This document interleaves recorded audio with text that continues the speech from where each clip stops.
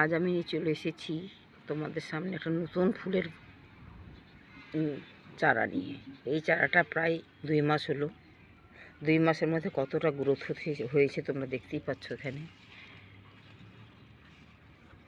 ফুলও ফুটেছে। এটা ফুলের নাম হচ্ছে শ্রী চৈতন্যদেব। তাই তোমাদের সঙ্গে আজকে আমি এই ভিডিওটা শেয়ার করলাম। তোমরা দেখবে বন্ধু, আর লাইক, কমেন্ট ও সাবস্ক্রাইব করতে ভুলবে না। Please please please.